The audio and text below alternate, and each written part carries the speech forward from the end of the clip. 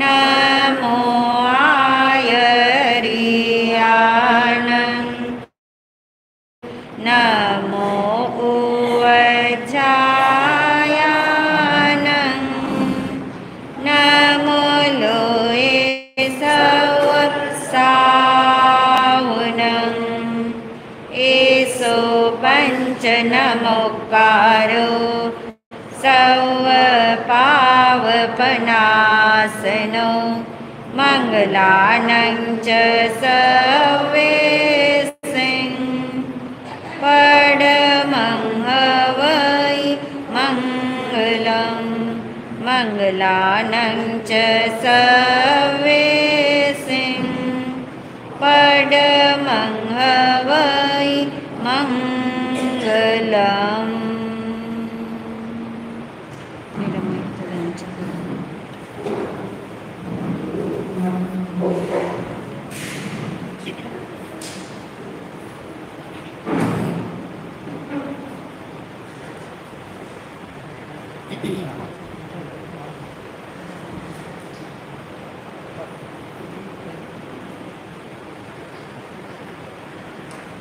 आत्म स्वरूप को ध्याने हेतु आंखें बंद करें।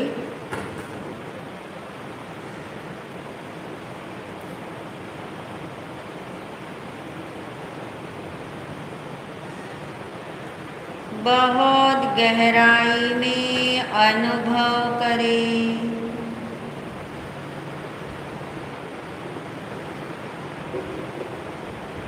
अपने होने का एहसास पक्का करें।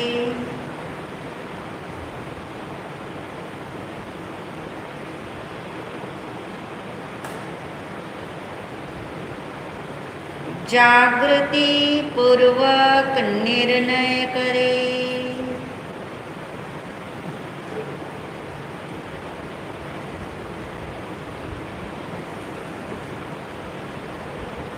मैं आत्मा हूँ।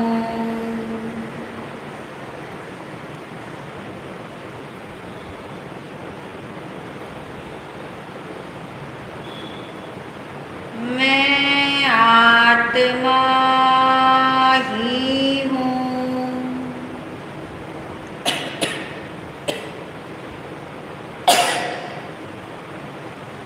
आत्मा के अलावा अन्य कुछ भी मैं नहीं हूँ।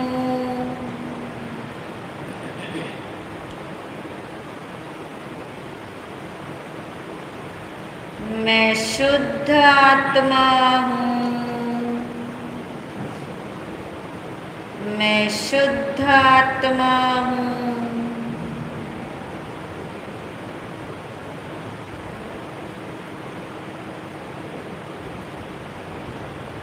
मैं आत्मा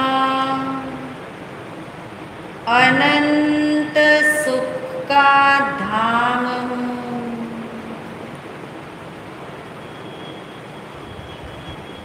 सुख आत्मा का गुण है। आत्मा के प्रत्येक प्रदेश में सुख ही सुख फैला हुआ है, क्योंकि आत्मा का प्रत्येक गुण असंख्यात प्रदेशों में फैलता है।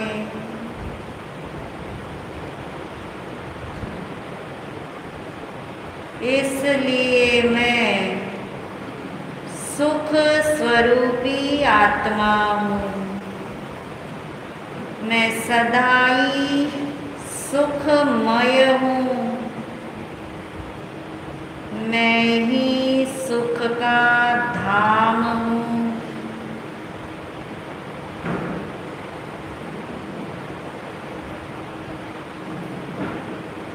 मेरा प्रत्येक प्रदेश सुख से लबालब भरा हुआ है। जहाँ सुख है वहीं ज्ञान भी है, जहाँ ज्ञान है वहीं सुख भी है, वहीं अनंत गुण है। ऐसा मैं अनंत गुणों का घन पिंड हूँ।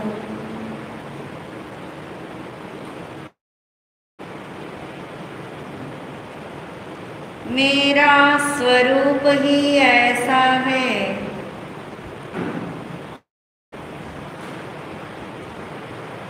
कि किसी भी द्रव्य का मुझ में प्रवेश नहीं होता।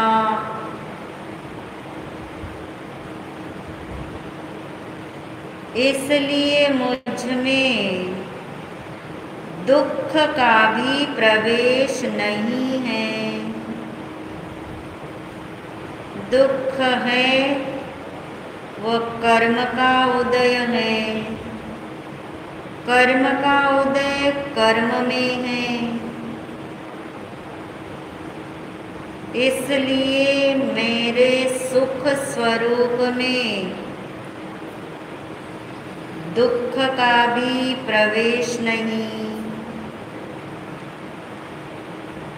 ऐसा मैं सुख का भंडार हूँ, सुख का धाम हूँ, सुखमय हूँ। मैं ही सुख स्वरूपी हूँ।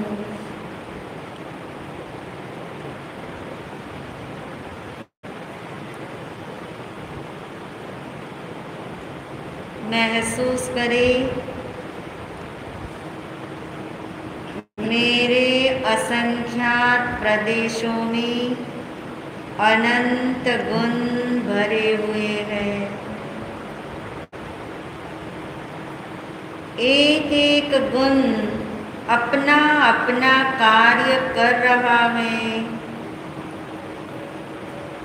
ज्ञान गुण का कार्य सतत जानना जानना रूप हो रहा है।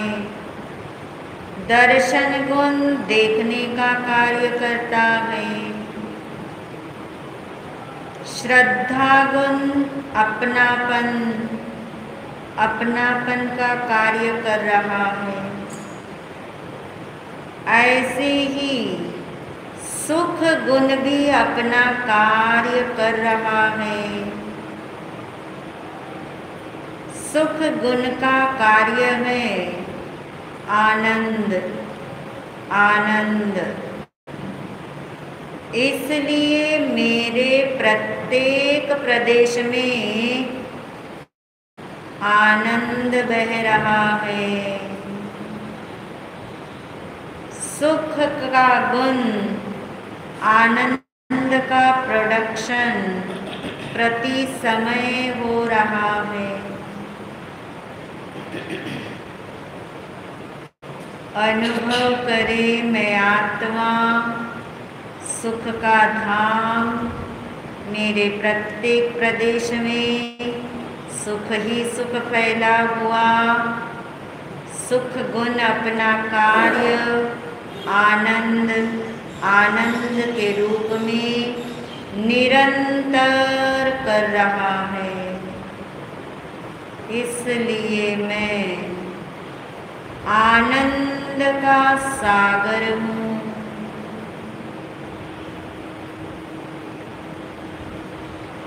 आनंद का धाम हूँ। मेरा आनंद मुझ में ही बहता है और मुझ में ही रहता है। इसलिए मैं सुख स्वरूपी आत्मा हूँ। मैं ही सुख हूँ। मैं ही सुख का धाम हूँ। इस भाव से अपने को बारंबार भावित करे, अपने स्वरूप की महिमा भासित करे, सर्वत्र अंदर में आनंद ही आनंद है महसूस करे।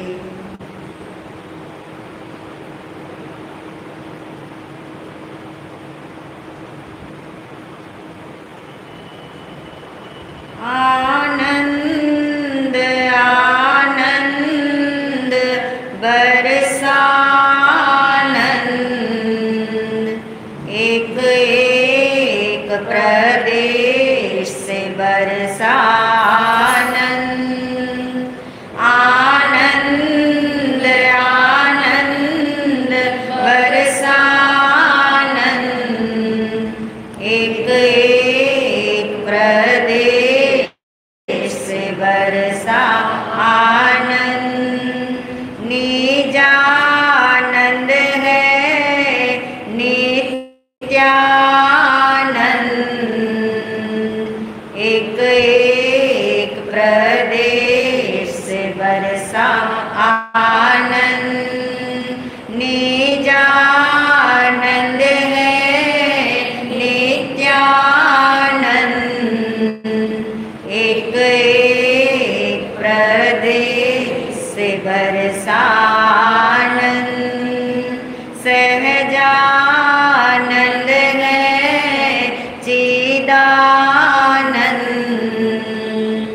एक एक प्रदेश से बरसानंद। आनंद आनंद बरसानंद, एक एक प्रदेश से बरसानंद,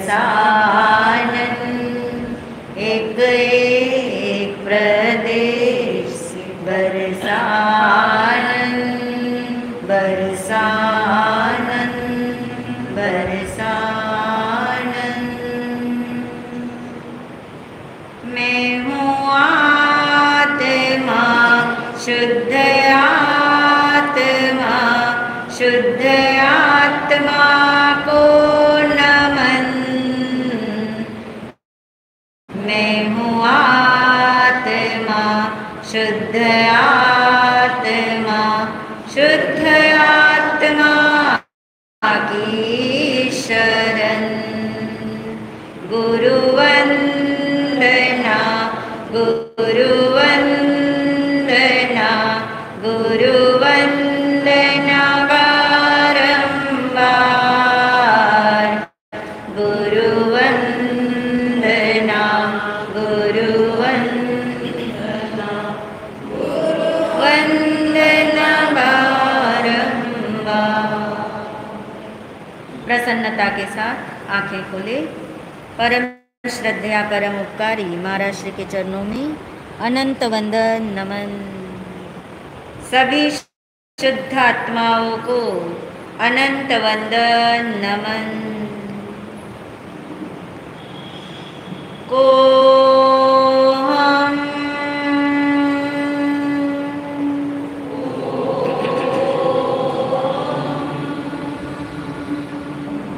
सो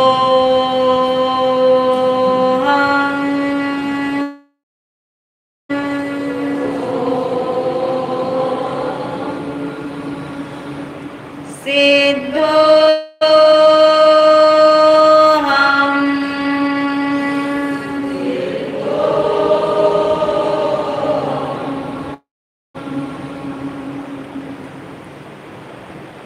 मैं सिद्ध भगवान जैसा ही शुद्ध आत्मा हूँ। अपने को शुद्ध आत्मा मानने से क्या होने वाला है बताइए। अगर यही नहीं याद रहा तो सिर्फ मैं शुद्ध आत्मा, मैं सिद्ध भगवान जैसा शुद्ध आत्मा बोलने से तो कुछ नहीं होने वाला है। पता तो होना चाहिए अपने को शुद्ध आत्मा मानने से क्या होने वाला है। याद आ गया आप तक में? हाँ जी संजय जी बताइए। सम्यक दर्शन होने वाला है। बहुत सुंदर, यानी आत्मदृष्टि खुलेगी। आत्मदृष्टि क्यों खुलेगी? क्योंकि आगे मिलेगी, अपनी असली पहचान होगी। अपने को शुद्ध आत्मा मानने से अपनी असली पहचान होती है, यानी असल में मैं कौन हूँ ये पता लगता है, यानी आत्मदृष्टि खुलती है। और याद रखिए, आत्मदृष्टि खुलने के बाद वो कार्य होता है जो कार्य आज तक नहीं हुआ था, ऐसा अपूर्व कार्य प्रारंभ होता है। ये तो बता पाएंगे आप, कौन सा ऐसा कार्य है जो अपूर्व है? अपूर्व का मतलब इससे पहले कभी हुआ नहीं था और इसके होने के बाद नहीं होगा, ऐसा हो सकता नहीं है, वो अपूर्व कार्य। आत्मदृष्टि जब खुलती है, सम्यक दर्शन जब होता है, मोक्ष मार्ग जब खुलता है, तो कौन सा ऐसा कार्य होता है? बोलिए। थोड़ा तो आपसे बुलवाऊंगी ना, पता नहीं कल के संडे के मूड में कहाँ कहाँ आप जाके आए, क्या क्या फ्लेवर लेके आए, घर में आके क्या क्या बातें करके आए, और यहाँ आकर के हमारे साथ जब तक आपकी ट्यूनिंग ना बैठे हम कैसे बोल पाएंगे बताइए। इसलिए आपको हिलाना डुलाना तो पड़ेगा। बिना क्वेश्चन का आंसर दिए हम आगे चलने वाले नहीं हैं। क्या बोला हमने? आत्मदृष्टि खुलेगी। क्या करने से खुलेगी? अपने को सिद्ध भगवान जैसा शुद्ध आत्मा मानेंगे तो आत्मदृष्टि खुलेगी, अपनी आईडी मिलेगी, अपनी असली पहचान होगी। मगर आत्मदृष्टि खुलने के बाद कौन सा ऐसा अपूर्व कार्य प्रारंभ होगा जो अभी तक हुआ नहीं था और जो आपको करने का बहुत भाव था? चलिए एक क्लू दे देती हूँ आपको। क्या होगा? क्या करने का आपको भाव रहता है हमेशा? मैं तपस्या कर लूँ, मेरे क्या हो जाए, कर्म क्षय हो जाए, ये भाव रहता है ना आपका। सबका भाव ये रहता है मेरे कर्म खत्म हो जाए, मेरे कर्मों की निर्जरा हो जाए, मेरे कर्म क्षय हो जाए। मगर कर्म क्षय का मीटर तब तक ऑन नहीं होता जब तक क्या नहीं होता, सम्यक दर्शन नहीं होता, मोक्ष मार्ग नहीं खुलता, यानी आत्मदृष्टि जब तक नहीं खुलती तब तक कर्म क्षय का मीटर ऑन नहीं होता। सबको कर्म क्षय का मीटर ऑन करना है। करना है कि नहीं करना है? अभी भी नहीं करना है? क्या करना है? हमारे बोलने से तो करना ही पड़ेगा ना आपको। कर्म क्षय का मीटर सबको ऑन करना है, मगर इतना पक्का निर्णय कर लीजिए कि बिना सम्यक दर्शन के कर्म निर्जरा का, कर्म क्षय का मीटर ऑन नहीं होता। इसका मतलब क्या समझ आ रहा है? अकेले शुभ क्रिया करने से कर्म क्षय का मीटर ऑन नहीं होता। मात्र शुभ भाव का ग्राफ बढ़ाते रहने से कर्म निर्जरा, कर्म क्षय का मीटर ऑन नहीं होता। किसके बिना? आत्मदृष्टि के बिना। इसके लिए आत्मदृष्टि चतुर्मास है, क्योंकि करना सबको क्या है? कर्म का क्षय। मगर कर्म का क्षय होगा किससे? आत्मदृष्टि से होगा। यानी कर्म पर काम करने से कर्म का क्षय नहीं होगा। कर्मों को अच्छा पुण्य बढ़ाने से, पुण्य कर्म करने से, सत्कर्म करने से, सिर्फ धर्म क्रिया ही करते रहने से कर्म का क्षय होने वाला नहीं है। तो पक्के से याद रखोगे क्या करने से क्या होता है। अब तो बोलो, अब तो आप हमारे साथ हो, अब तो इधर उधर कहीं नहीं। जब तक आत्मदृष्टि नहीं खुलेगी तब तक कर्म क्षय का मीटर ऑन नहीं होगा। इसलिए कर्म क्षय का मीटर ऑन करने के लिए कर्म पर क्या नहीं करना? काम नहीं करना। अभी भी बात बैठी नहीं है, उदाहरण लेते हैं। एक व्यक्ति गर्मी में से आया, धूप में से तपता हुआ आया, अपने घर में आया, आके जैसे ड्राइंग रूम में बैठा और उनके घर में एक क्या बोलते हैं आप, छोटू जो सेवक होता है वो नया नया आया है गांव से। और उसको उन्होंने ऑर्डर किया कि पंखा चला दे। किसने बोला है? जो गर्मी में संतप्त मालिक आया, उसने अपने घर के उस अनाड़ी कह सकते हैं, उस अज्ञानी अनाड़ी सेवक को कहा पंखा चला दे। अब वो सेवक किस पे काम कर रहा है? पंखा चला दे। पंखा कहाँ है? नीचे तो है नहीं, पंखा कहाँ है? ऊपर। उसका हाथ तो चलाने के लिए जाएगा नहीं। अब वो क्या करेगा? अब वो इधर उधर डंडा ढूंढता है, क्योंकि उसका हाथ तो जाता नहीं। चलाना क्या है? पंखा। देखिए, दृष्टांत मत सुनना, अपनी चेकिंग करना, आपके लिए दृष्टांत बता रही हूँ। पंखा चलाने का ऑर्डर दिया गया, वो अनाड़ी है, वो नहीं जानता है, वो सिर्फ शब्दों पे ध्यान दे रहा है कि पंखा चलाना है। पंखा कहाँ है? ऊपर है। पंखों की पंखुड़ियों को जब तक मैं नहीं घुमा दूंगा तब तक पंखा चलने वाला।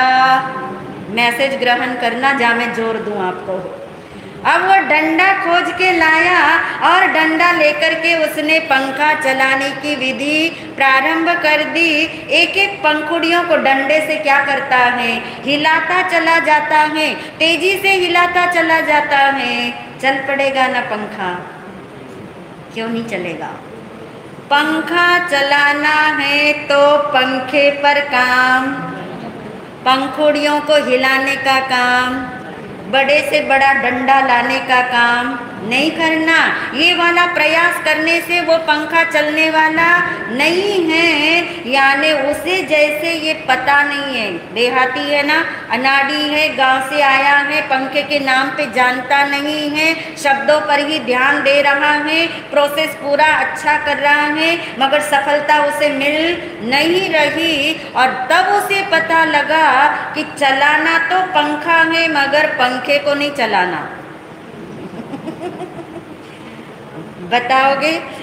कर्म के ऊपर घटा करके, घटाने के लिए दृष्टांत है, सुन के प्रसन्न होने के लिए दृष्टांत नहीं है। दृष्टांत घटाने के लिए क्या घटाया आपने इससे?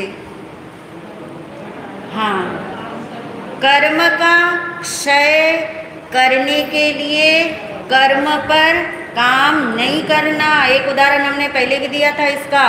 अंधेरा भगाने के लिए अंधेरे को उठा उठा के भगाना शुरू नहीं करना है।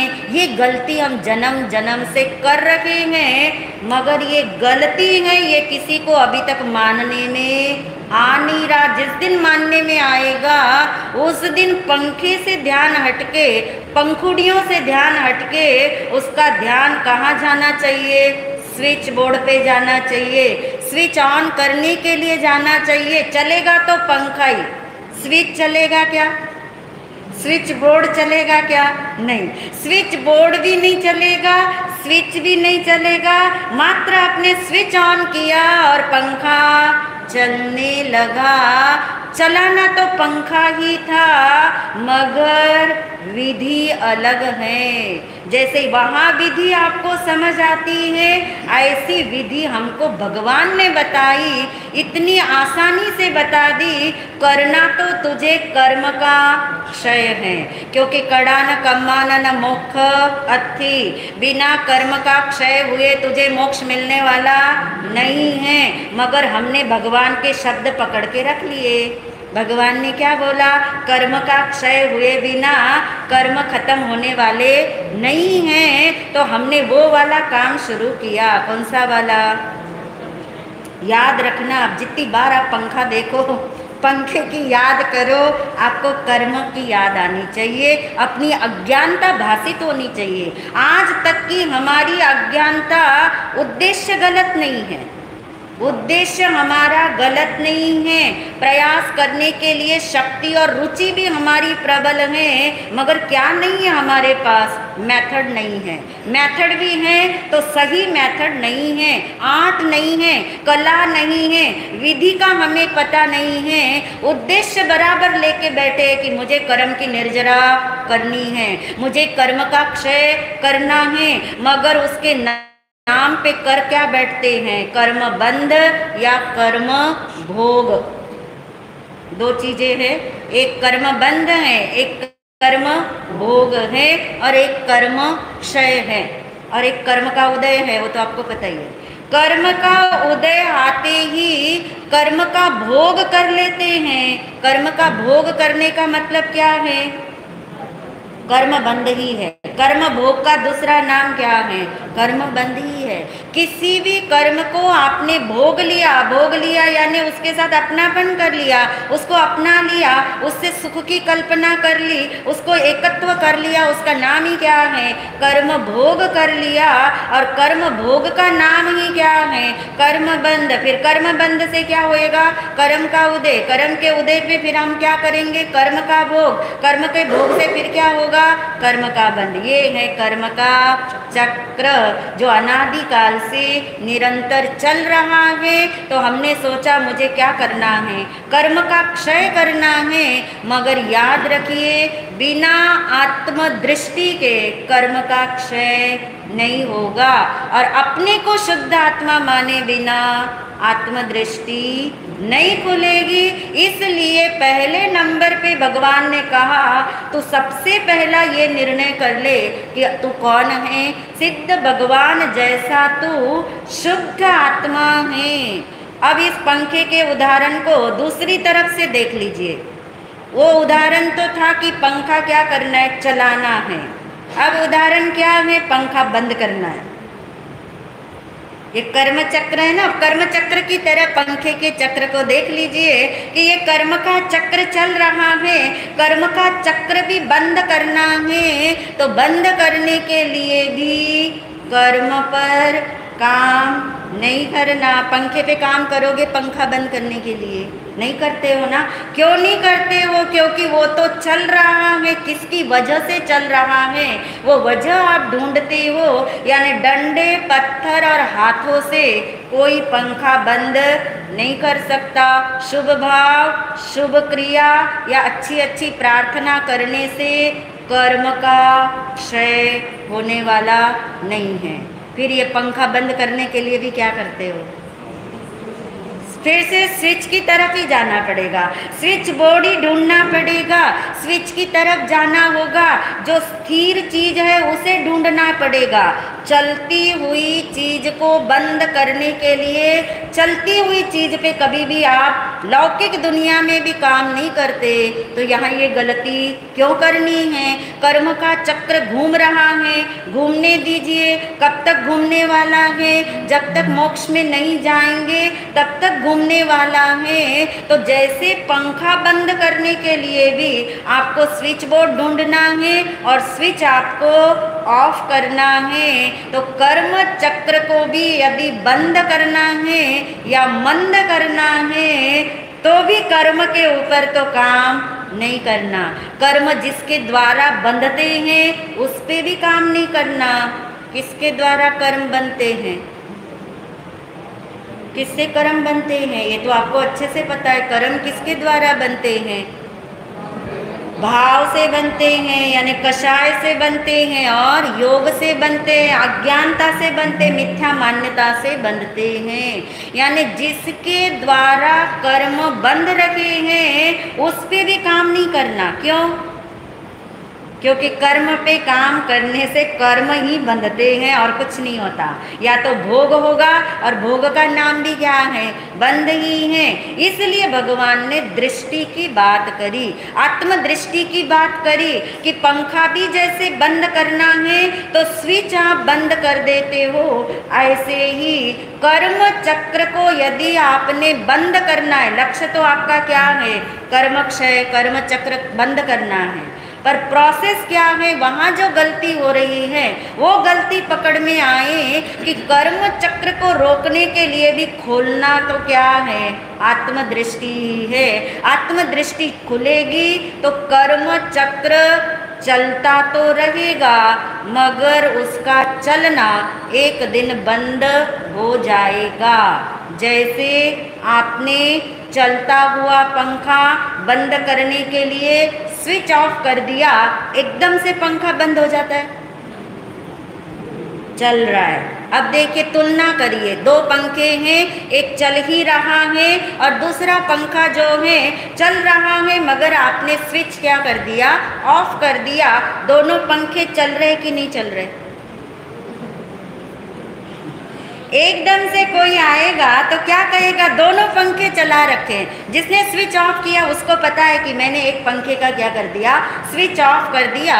मगर आने वाला, देखने वाला क्या बोलेगा, ये दोनों पंखे चल रहे हैं। तब आप क्या उत्तर दोगे? एक पंखा, हाँ बोलिए, बंद होने के लिए चल रहा है। एक पंखा बंद होने के लिए चल रहा है। समझ आ रही है बात? एक पंखा चल ही रहा है, चल ही रहा है, चलता ही रहेगा।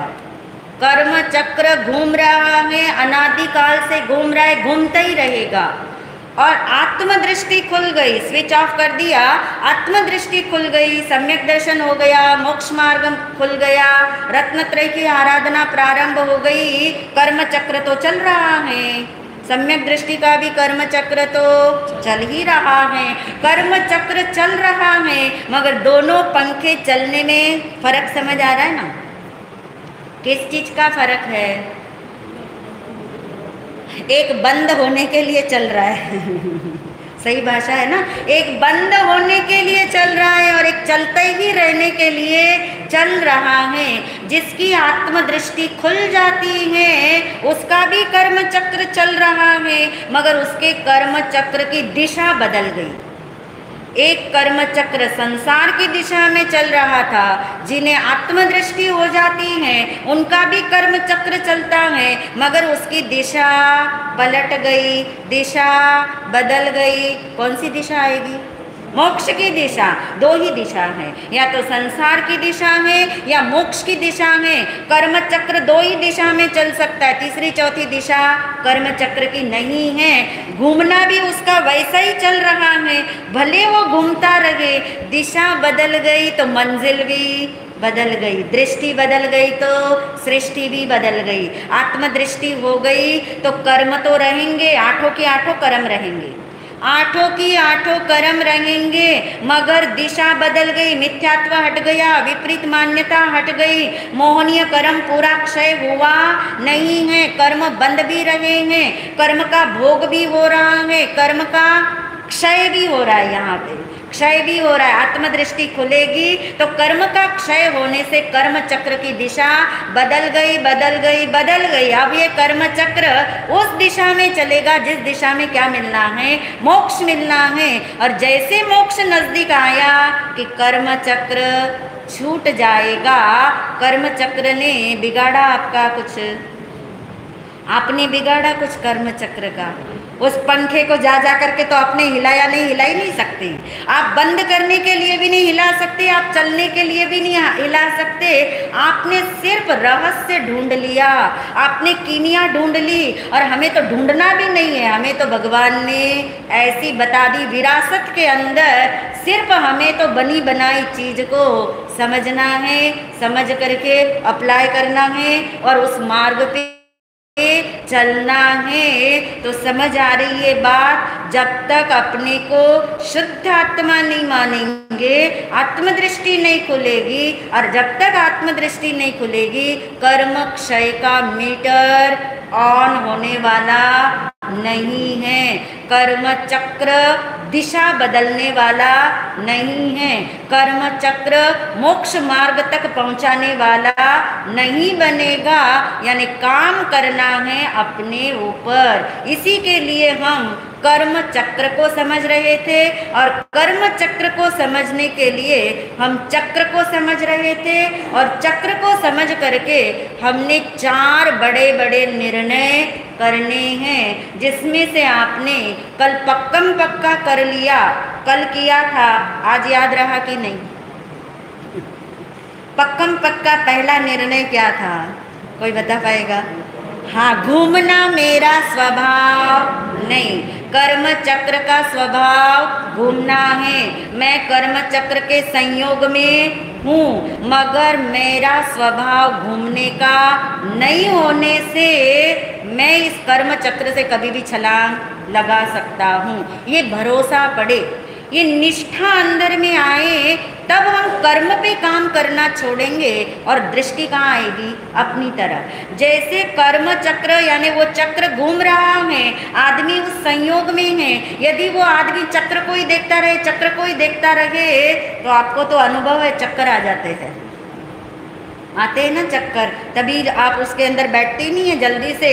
जो गोल गोल घूमता है उसमें बैठते हुए कितना डर लगता है, क्योंकि क्या होता है, चक्कर आ जाते हैं। पर कैसा आश्चर्य है, कर्म चक्र में ये आत्मा अनादिकाल से परिभ्रमण कर रहा हुआ दिखाई देते हुए भी, और ये आत्मा निरंतर उस कर्म चक्र पे फोकस कर रहा है, फिर भी इसे चक्कर क्यों नहीं आ रहा होगा? क्योंकि रस आ गया उस कर्म चक्र में, उसे रस आ गया, तभी तो इतना निर्णय कराना पड़ रहा है, तभी तो इतना बात समझनी पड़ रही है कि अरे घूमने वाला तू नहीं है, तू तो कैसा बैठा है, स्थिर बैठा है, घूमना तेरा स्वभाव नहीं है, तेरा स्वभाव त्रिकाल शुद्ध है, तो अशुद्धि के काल में भी तू कैसा है?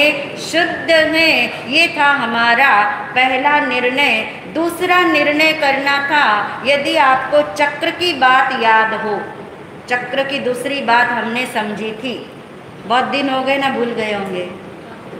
चक्र अलग है और आदमी अलग है, इसको समझने में तो ज़्यादा टाइम नहीं लगना चाहिए। चक्र अलग है, आदमी अलग है, क्यों ऐसा बोल रहे हैं? हालांकि दोनों कैसे हैं? एक साथ हैं, दोनों एक साथ हैं। देखिए, जो हमने पहले एक मेक शब्द लिया था, अब शब्द कौन सा ले रहे हैं? एक साथ। एक मेक शब्द हमने लिया था द्रव्य कर्म का स्वरूप समझने के लिए, याद है ना? एक मेक के लिए हमने क्या उपमा दी थी? दूध पानी। ये तो आप कभी नहीं भूलोगे। दूध पानी की उपमा एक मेक के लिए दी थी, द्रव्य कर्म को समझने के लिए। अब दूसरा शब्द आ रहा है एक साथ।